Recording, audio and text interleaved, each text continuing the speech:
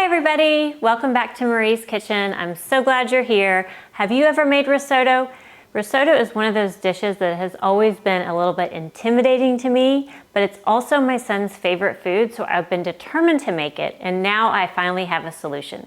We're gonna use the Instant Pot to make risotto. It cooks in just 6 minutes. Could not be easier, and yet still has that wonderful, creamy, comforting texture of a slow-cooked Italian risotto. Can't wait for you to try this one. Let's get started.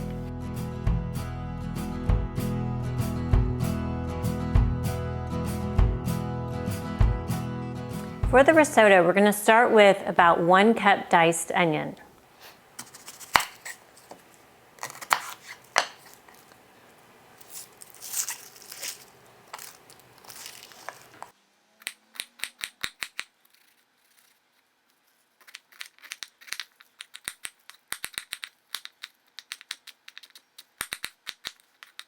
If onions irritate your eyes when you're cooking them, one thing you can do is put it in the refrigerator for about 30 minutes before cutting it, or you can also burn a candle. Having an open flame can reduce the compounds that irritate your eyes.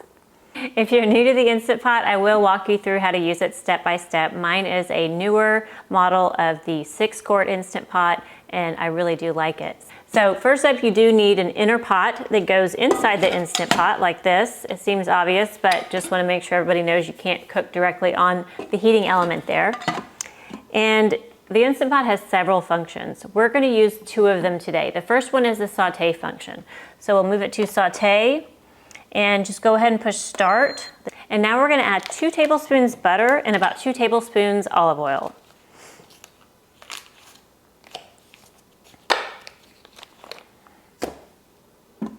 And this, of course, does not need to be exact. Just drizzle some in there. Okay, you can see the butter is starting to melt here. We're gonna go ahead and add our onions. That smell of melted butter is so good. It reminds me of popcorn growing up. We would make popcorn at home and then melt the butter to pour on top. Such a good smell. So we're gonna saute those around for about 2 minutes, just until soft.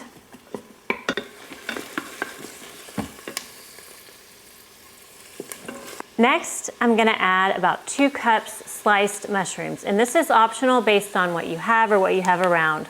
We'll just put that in right with the onions and cook those for about 3 minutes or until just soft. You want to give this a stir just to make sure nothing burns on the bottom because this does get pretty hot. Next up, we're going to add some rice. And the key to risotto is using the right type of rice. Let me move this out of the way for a minute. This is Arborio rice. It's also called risotto rice, sometimes in the grocery store. And if you can see, it is a short-grained rice. They're little small grains compared to, say for example, this is a long grain basmati rice. You can see those grains are a little bit longer compared to the short grain of Arborio rice. Now Arborio rice is a little bit like sushi rice, which you can see is also a short grained rice. The other day I actually didn't have quite enough Arborio rice left over, so I filled it out with some sushi rice and it turned out fine. But really is best if you can find some nice risotto rice for this. And the reason is that the short grain rice has a high starch content, which is what gives risotto its creamy texture. All right, this is looking great. Now we're gonna add 1.5 cups Arborio rice, and you don't wanna wash the rice because you do want that extra starch on the outside. Getting a little steamy in here. Also, we are gonna toast the rice, so we're leaving it on the saute function. Toast it just a little bit and kind of make sure it gets coated in that butter and oil. Make sure all the grains are coated in a little bit of fat. Now to that, we're gonna add about 1/2 cup white wine. You wanna use a dry white wine, which just means not sweet. Then we'll give that a stir. And if you don't have wine or don't drink wine, you can definitely just leave that part out. I like it because it adds a little bit of acid and a little more flavor, but I've done it with and without wine, and either way it turns out delicious. Okay, now we're gonna add our 1 quart, 4 cups of beef broth. And if you're watching your salt, you can definitely use a low sodium version. Now to this, we'll add our salt, pepper, and rosemary. We'll add about 1/2 teaspoon kosher salt, a few grinds of freshly ground black pepper. Now we'll add 1 sprig of rosemary, and I do grow this outside, so it's super handy. Now that we have all the ingredients in there, we're gonna cancel the saute function and switch over to pressure cook. We have that on high, and it's telling me to put the lid on and lock it, so we're gonna add the lid. There we go. Okay, so we have it on pressure cook. Now we're gonna switch it to custom, which is the first option, it's blinking. So push in here to select custom, and then we're gonna rotate that down to 6 minutes. And then we have it on high, and we're just gonna push start. And you wanna make sure the steam button is set to close. Now do be careful because this can get very hot, and the steam that comes out of here will be very hot. If you've seen my previous videos, you've seen me burn myself on it. And also you don't want to set this under anything like a wood countertop or cabinets, because when the steam does come out, it can end up warping the wall or cabinet. So I like to do it in an open air space, or even sometimes on my porch. Now we'll let this cook. It takes about 10 to 15 minutes to build up the pressure. Then it cooks for 6 minutes, and then we'll move on to the final steps. All right, now that is done. It went really quickly. It only took about 5 minutes to heat up and then 6 minutes to cook, so 11 minutes total, so really quick. Now what we'll do is, again, be careful because this all can be very hot. Now you can see here it says it's on keep warm, do not open lid, so don't open the lid yet. What we're gonna do is just go ahead and cancel. And then I like to just unplug it just to be sure we've got no more cooking going on. And then we will release the steam. To release the steam, we'll just move the switch right down to open, and then the steam will come out this way, and just be careful because it is very hot. The final ingredient we'll add is about 3/4 cup grated Parmesan cheese. Now we'll open the lid and do that away from you. Now what we're gonna do is stir for about 1 minute. Just give that risotto a stir, and that will really bring out the starchiness and creaminess of the risotto. If you see the rosemary sprig, you can pop that out. And then we'll just stir for about 1 minute. While we're stirring, we'll go ahead and add our 3/4 cup Parmesan cheese.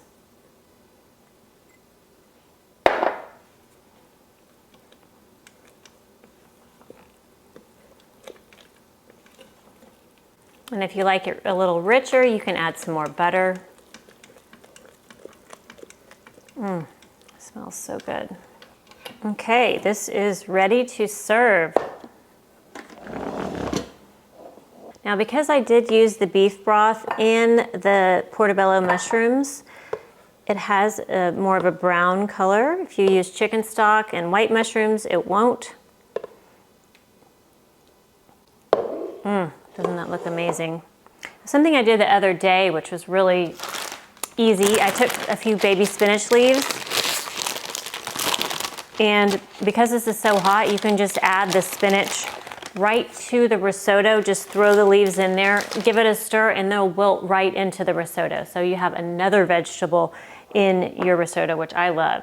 Now to the top, we'll add a little more grated Parmesan cheese. I can't remember who shared this with me, but they told me about they had a grater that you could just use a hand crank. And so I found one and I love it, and so do my kids. It's so much fun. You just put some Parmesan cheese in there, and then you just kind of grate, turn the crank like this, and it grates it right on top. Apparently this is what they have at the Olive Garden. I haven't been there in a while, but that's what they have there. So have your own at home. I'll put a link in the description box. Oh, now we gotta try this, right? I think I'll try some out of the pot because that's just so pretty. Get some mushrooms and a little extra Parmesan cheese on mine because yum. Okay, can't wait to try this.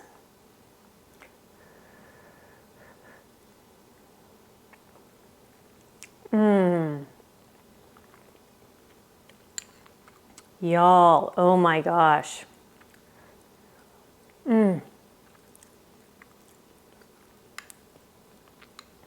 It's amazing that this can cook in the Instant Pot in 6 minutes. I can't wait for you to try it. Thanks so much for joining us on Marie's Kitchen. If you like this video, be sure to give us a thumbs up. It means so much to me and also to YouTube. Also, leave me a comment. Let me know if you think you might try the risotto. I am so excited to hear how you like it. Also, I know a lot of you are cooking for just 1 or 2, and so I am going to put this recipe in a half batch on my website. I'll have it all broken down for you to make a half batch, which will serve just 3 people. So then you can, you know, hopefully enjoy some of it. You can refrigerate the risotto for 3 to 5 days. And although I don't recommend freezing the risotto, you can do that. It will change the texture of it. So really best to just make a smaller batch and enjoy it throughout the week.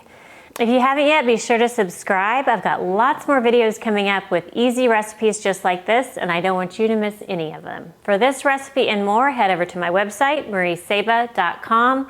There you can go and print out this recipe and all my recipes, put them in a notebook, and make your very own Marie's Kitchen cookbook for free. My goal is to give you some really easy recipes that turn out great every time so you can build some confidence in the kitchen and feel really inspired to share good food with people that you love. From my kitchen to yours, thank you.